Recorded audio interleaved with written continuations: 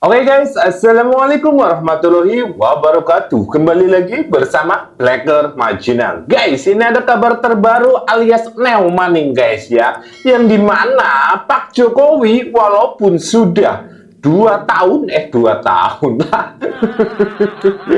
sorry. 1 tahun lebih tidak menjabat menjadi Presiden Republik Indonesia, akan tetapi tetap dicintai dan juga dihargai oleh dunia ya guys ya. Ke dunia ge orang main-main sembarangan ge.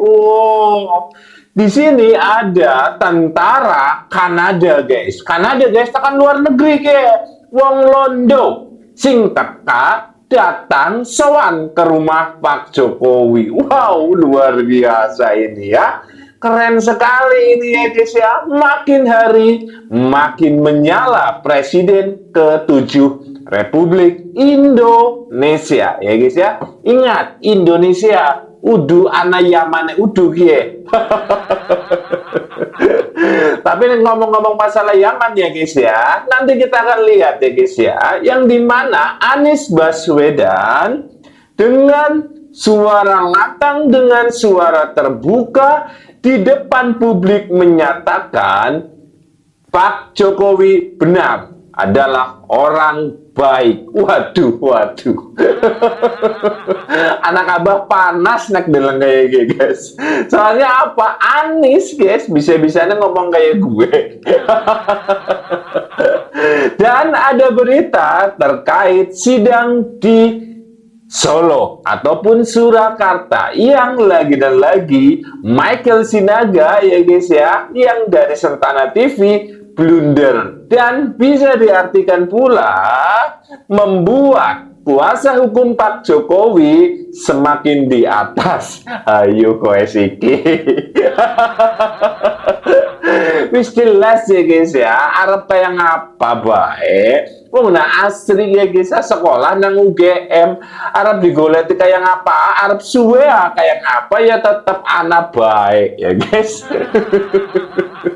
Dan yang biasa kemarin kita sebut Egy Sujana lagi ribut, sekarang DHL pun sama ya guys ya, meributkan kepada para pembenci. Sekarang Kang Sangaji, Kang Gofur disekakmat guys, karena bisa diartikan pula ngambil dokumen SP3 tanpa seizin DHL. Wah, kie rame maning guys. Rame maning Oke, tanpa panjang lebar, yuk kita simak dulu videonya. Kemarin Bang Damai mengatakan di satu forum diskusi kami di TV sebelah, dia nggak pernah tanda tangan ini. Oke. Tapi itu ada di situ. Oh harus. Itu tanda tangan apa Kalau coba? pakai Bukan. Ini artinya perpolnya harus. Oke. Harus ada surat kesepakatan perdamaian. Oke. Karena di surat kesepakatan perdamaian ingat, poin pertama adalah permintaan maaf. Oke. Penyelesaian restoratif justice-nya berdasarkan kesepakatan Bahkan perdamaian. perpolnya nggak ada di sini, nggak dicantumin di sini kan? Nah itu dia Oke. makanya. Itu yang Anda bilang Berarti cacat formil ya? mengatakan Cacat formil Oke. dan cacat material. Dia nggak pernah, saya nggak pernah ngizinkan itu. Kapan saya ngizinkan? Anda dapat dari mana? Saya dapat dari Mas Roy. Nah itu dia kan saya nggak ngizinkan. Mana kan? Maroy gue saya nggak izinkan. Jadi saya semakin jadi berkurang kepercayaan sama si Roy. Kenapa? Dia minta tunjuk, saya tunjuk. Atau dia kirimin ke WhatsApp dia tanpa izin saya. Itu lancang itu. Aduh, Kang Gopur. Aduh. Kok mukanya jadi kayak gitu? Kang Gopur wedi ya. Tanpa seizin DHL guys ya, berani-beraninya mempublikasikan dokumen ya guys ya, SP3. Wah, ini pelanggaran. Ya, bukan Kang DHL pengen ngelapornya ya monggo ya guys. Soalnya apa? Egy Sujana kan sudah siap akan melaporkan Kang Udin ya guys ya. Ya siapa tahu Kang DHL mau melaporkan Kang Gopur ya guys. Teman-teman semua, kalau kita mendengarkan pengakuan dari Bang Egy Sujana ya, bahwa beliau bersama Damai Hari Lubis tidak pernah menyampaikan permohonan maaf kepada Pak Jokowi dalam pertemuan beberapa waktu yang lalu di Solo, yang kemudian melahirkan restoratif justice dan SP3 buat status tersangka dan pencekalan Egy Sujana dan Damai Hari Lubis ya. Nah, teman-teman, kemudian pengakuan ini ya digoreng dan dipraming oleh kubunya Roy Suryo CS ya. Nah, tapi saya ingin memaknai ini secara positif, teman-teman. Apa yang Bang Egy lakukan dengan menyebar WA ya, dengan membroadcast WA pengakuannya bahwa dia tidak meminta maaf ke sejumlah orang-orang pendukung Roy Suryo, itu menandakan bahwa sebenarnya Bang Egy itu sedang menyebarluaskan, meresonansi kemuliaan akhlaknya Pak Jokowi. Ya, ini ada kaitannya dengan apa yang Bang Egy Sujana sampaikan ketika di bandara waktu akan berangkat ke Malaysia. Bang Egy kan mengatakan bahwa yang bagus, yang mulia itu akhlaknya Pak Jokowi, ya. Beliau yang sering difitnah, beliau yang sering diserang, tapi mau menerima kami, ya, mau membuka pintu buat kami untuk mengampuni, untuk memberikan ya jalan terjadinya restoratif justice dan SP3 tersebut. Nah, kita maknanya seperti itu, teman-teman. Jadi apa yang terjadi ini sebenarnya dapat memberikan efek yang lebih positif kepada Pak Jokowi, ya. Artinya begini, teman-teman, ibaratnya kan kita nih, teman-teman ya, ketika kita berjalan ya menemui gelandangan, menemui fakir miskin, ya anak-anak terlantar, orang yang kelaparan, apakah kita memberi bantuan itu menunggu mereka meminta-minta kepada kita? Nah, Enggak, teman-teman. Banyak orang, mayoritas orang ya, ketika melihat ada orang lain yang membutuhkan, ada orang lain yang kesusahan, kita akan tergerak hati nurani kita untuk membantu. Nah, ini yang dilakukan oleh Pak Jokowi. Apa salahnya kita ya menggunakan sisi kemanusiaan kita, hati nurani kita, tanpa orang meminta maaf, ya kita memaafkan. Tanpa orang meminta bantuan, ya kita bisa bantu duluan. Ya seperti itu. Jadi nggak perlu diperdebatkan. Jadi sekali lagi saya melihat ini ya, apa yang dilakukan, apa yang menjadi pengakuan Bang Egy Sujana itu pada dasarnya pujian ya kepada Pak Jokowi. Kita maknai seperti itu aja, teman-teman ya. Toh yang pusing kan kubunya Roy Suryo CS ya. Padahal faktanya hal ini membuat nama Pak Jokowi semakin terangkat, semakin besar. Ya. mantap ini ya. Sangat masuk akal gue guys ya. Karena apa? Ya benar, secara tidak langsung ya guys ya, nama Pak Jokowi semakin harum guys. Yang dimana orang yang terus-menerus dihujat, dihina, dicaci maki, masih saja mau menerima orang itu. Wow, luar biasa guys. Kingmaker bro, Pak Jokowi bro, lakon. Yes. Memang benar agendanya adalah memberi kesempatan kepada penggugat untuk menghadirkan saksi-saksi fakta guna membuktikan atas dalil-dalil gugatannya. Namun yang terjadi justru kami merasa diuntungkan. Mengapa demikian? Mulai dari keterangan saksi Michael Benyamin Sinambela, Sinaga, seorang wartawan, di dalam keterangannya bahwa benar dia telah menyaksikan secara langsung berupa media koran atau media cetak koran Kedaulatan Rakyat, di mana di dalam koran Kedaulatan Rakyat tersebut terdapat adanya salah satu nama Pak Joko Widodo sebagai peserta si penmaru yang telah dinyatakan lulus sebagai mahasiswa Fakultas Kehutanan UGM. Ayo. Dan itu terverifikasi ya guys ya. Dari dulu kita lihat lagi rame-rame tuh ke UGM. Michael Sinaga nemu koran Kedaulatan Rakyat guys. Gue dulu waduh di si penmaru di daftar kelulusan ya guys ya. Geneng anak jenengannya Joko Widodo.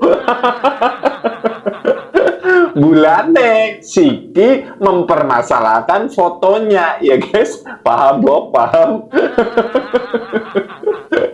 Dan di sini kita lihat ya guys ya, yang dimana Pak Jokowi walaupun sudah 10 tahun tidak menjabat, 10 tahun lah, 1 tahun ya guys, itu ada Douglas McDonald pensiunan, mantan tentara Kanada yang sowan datang ke rumah Kingmaker. Mari mulai lakon dia guys, deleng.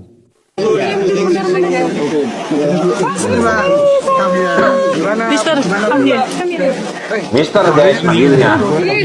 senang sekali saya ketemu Pak Jokowi. Kita sempat ngobrol sedikit tentang kegiatan saya membersihkan. Kami volunteer, relawan membersihkan hutan mangrove dari sampah plastik yang terbuang dari kapal-kapal. Kami benar-benar nggak ada support, benar-benar relawan pribadi ini. Jadi senang banget, beliau juga kayaknya apresiasi banget, senang banget. Kalau Bapak dari mana nih Bapak? Dari Kanada.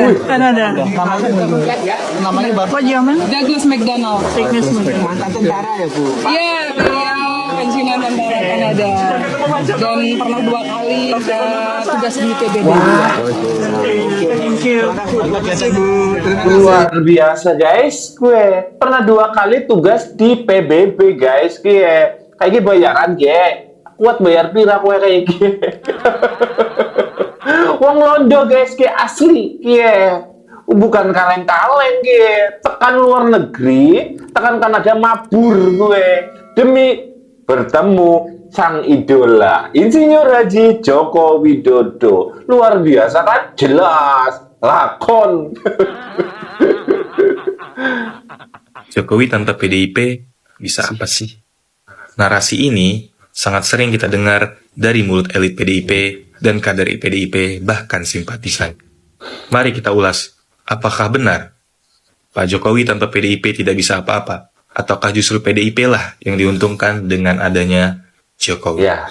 Kita mulai dari periode pertama pencalonan Pak Jokowi sebagai presiden.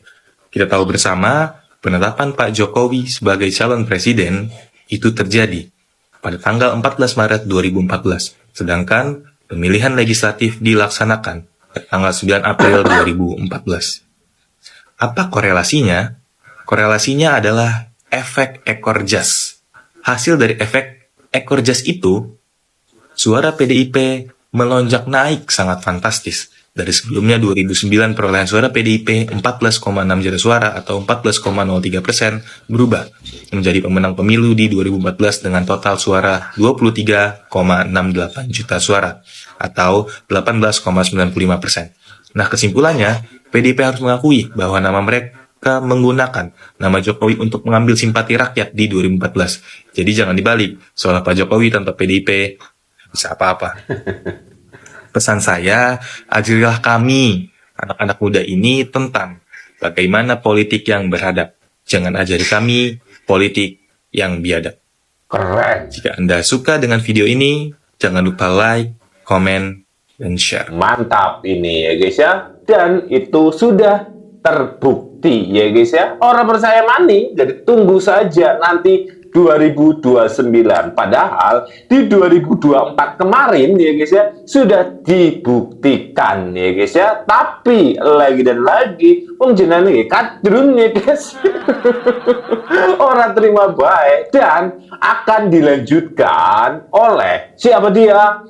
Pemimpin masa depan yang baru pertama kali saya melihat Gibran Raka Buming Raka marah. Kejadian Sendama kedua ya. Mungkin yang dewan masih barangkali di sini dulu. Nanti bantuan-bantuan yang belum di-cover ya. Terus setelah kita penuhi. Misalnya apa dapur umum untuk kesehatan. Saya pikir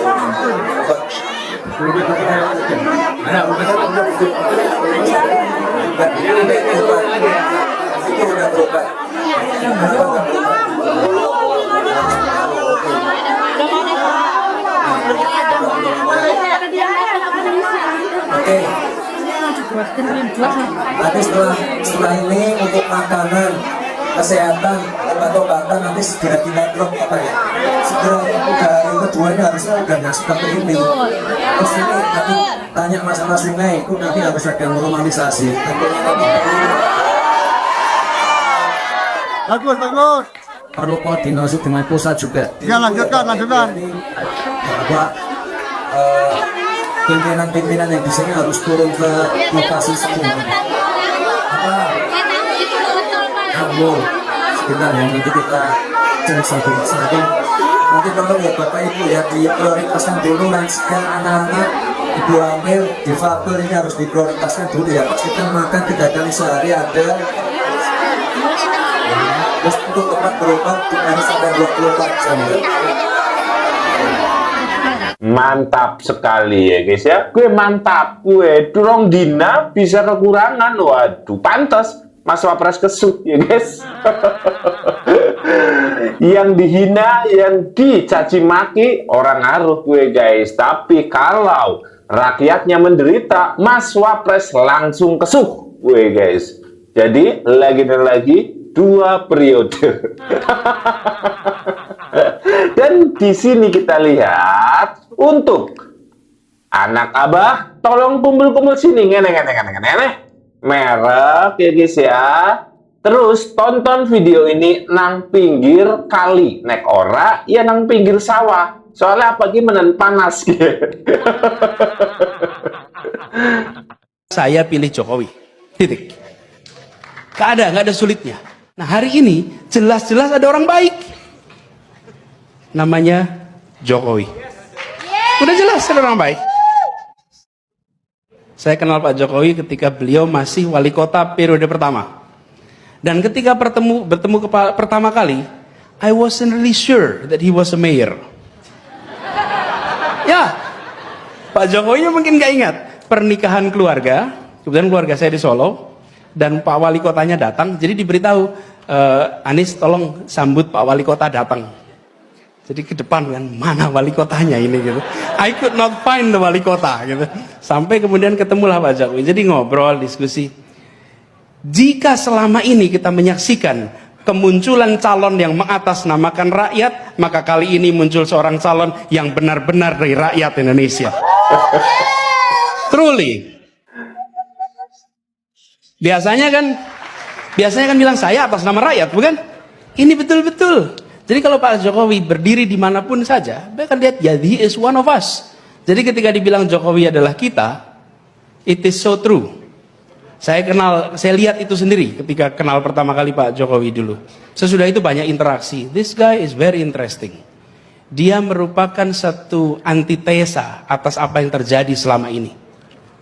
Dia menawarkan kebaruan.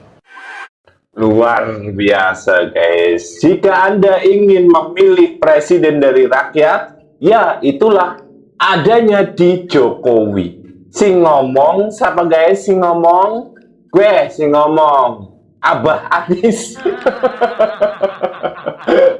Jadi untuk anak Abah, aduh panas ya, panas. Ya, ini adalah fakta dan nyata ya guys ya. Yang dimana junjungan kalian itu Abah Anies ternyata termul. Yeah, yang lebo apa raya orang lebo lah. Masa Black remaja nang lebo. Tapi menurut kalian gimana guys tentang video ini? Silahkan tulis di kolom komentar. Sekian, wassalamualaikum warahmatullahi wabarakatuh.